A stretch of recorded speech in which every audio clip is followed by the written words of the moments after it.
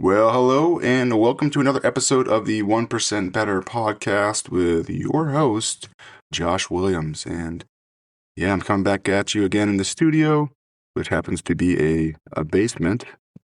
So it's pretty exciting. Yeah, it's been a little while, probably a couple weeks since I last got to do this. So excited to be back on with a new topic.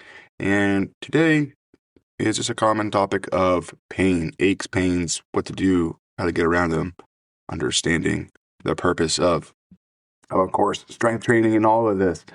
As you know, that's my prerogative. Getting people stronger, healthier, feeling better, and more freedom in life. And this is a constant one that, we work with clients and even myself. I know it's not fair to be like, oh, I'm, late 30s, I have aches and pains. And, everyone's is different to the individual. We always go back to that. It is the person. But yes, we know that as we get older, as we go through the aging process, there is going to be more noise in the body when we wake up, when we transition and move. Sorry, I'm going a little bit of cold here. So, little aches, twinges, stiffness that we might be feeling, maybe it takes a little bit longer to feel that normal loose self. So, comparison to this, which I don't love, to be honest with you, but I'll use it, is like a car. And I'm talking about a car that was probably built, pre-90s, mostly made out of metal. But a car, as it gets older, things might need to be replaced. Things might make a little bit more noise, but it can still run very good. But we just have to be more mindful of it and take more time for maintenance and checkups on it. So that being said, we have to understand that the goal of training is not to be pain-free. I'm reading a book right now called, Pain-Free Training. And even the author will say, like, hey, the goal is not pain-free. It is to understand where you're at and to reduce pain, to increase activity, to increase, freedom. And there's just kind of this cycle here. And so I was just filling an intake form to do some work with a physical therapist. And, one of the things was on a scale of 1 to 10, 10 being, the worst pain and 1 being nothing. What is the worst pain, for that knee, hip, ankle, whatever it typically gets? Oh, it's like a 7 or 8 out of 10. Where is it normally? It's usually like a 4. Where is it right now? Oh, it's like a 5. So knowing these little scales about our aches or pains or discomfort is actually good information, because it allows us to understand that the goal of training is, if you're constantly at a 5 discomfort, whether it's a knee, hip, ankle, whatnot, is to bring that 5 to a 4, to a 3, to a 1. There's a chance it could become a 0. And that's always what we want to hit for. But the reality, there's just some aches and pains that are going to be there. And the goal is to reduce them so that it allows more freedom with that. And when you have less pain, less aches, we are more apt to want to move, to enjoy life, new experiences, to continue to be healthy, and also a lot of other things like getting better quality of sleep, which makes our mood better. All of those things. So understanding that the goal is to know your pain, reduce it to where it's at. So knowing your pain level is really important, because this is also going to affect your day-to-day when we are training and working out. And the thing is just because one part of the body is not up to snuff doesn't mean we can't do exercise. There's times where I might choose to do something more cardiovascular because certain joints are feeling tight or stiff, or just they're not feeling their normal. So I want to give them some rest.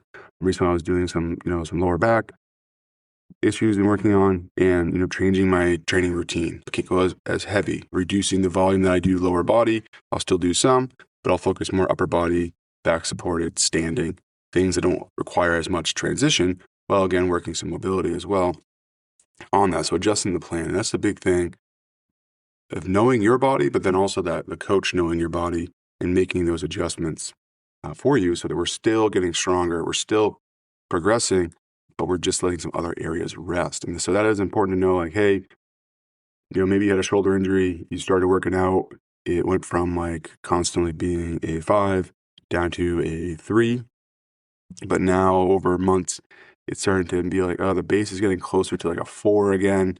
and creeping back up. That's good to know because this is going to happen. It's like, hey, we got to change what we're doing. Maybe we have to change the volume, the exercise, what we're doing, how we're moving it, how often we're moving it. Because again, the body does need rest to recover as well. We need to push to gain strength, stability, improve posture, but then there's also times of rest as well. And so paying attention to the body, knowing these little scales, like, hey, it's actually creeping up. It's more consistently this way. You need to know that and back off, and you can do that in your own training as well. And so at the end of the day, strength training is the antidote for most aches and pains. Historically, physicians, doctors, all that would say is that you need more rest, do not move. And the reality is, the research will show that that's not the case when it comes to happy joints and less chronic discomfort. That movement is good. Some people say movement is medicine. The reality, though, is the right movement is medicine. It doesn't mean we just keep going back to what we were doing before. We have to understand where you're at now and as well. And so rest, yes, important. And rest doesn't just mean doing nothing and not moving. Rest is the goal of decreasing stress and also giving the body the fuel it needs. So what can that mean? That does mean quality sleep. So aiming to get to that 6 to 8 hours of sleep each night. That means being hydrated, making sure we're getting the water that we need. So typically, you want half your body weight in ounces of water each day. That's part of that rest equation. That's getting protein in. So am I getting enough protein in my body? And again, a good thing would be, a gram of protein per pound of lean body mass is a good example of that. And so that is all part of rest, not just not doing anything. Because what all that does is when we're sleeping well, when we're eating right, when we're doing the right movements, what we're doing is actually decreasing inflammation in the body as well, which allows for optimal recovery and for us also feeling better. So gentle, consistent strength training is typically what's going to be best. Again, strength training shouldn't always be gentle in the sense of there is times where we want to push, but there's times where we need to realize, okay, my body feels off today, and it might just be a day. And we, work around it for a week, let it rest, recover, get back up to snuff, and we go at it again. And it's this pattern of pushing, relaxing back, pushing, and then making sure that we're adapting based on how the body is going. And so to wrap it up, pain-free is not the destination. When you step into the gym, the goal is not, I'm going to be pain-free. I'm going to feel like I did when I was a newborn baby. The reality is no. The goal is, the destination is more freedom. Being able to do the things that you love with less restrictions. And that comes with understanding your body, listening to it, not fearing it, and building, a little strength brick by brick. And that's going to leave you to being more freedom and less pain. Hope you found this helpful. Again, if you need help or questions, always feel free to reach out. Love to chat about this stuff and help people, guide people into living a more free life by feeling stronger and more empowered as well. So have a wonderful day. Talk soon. Adios.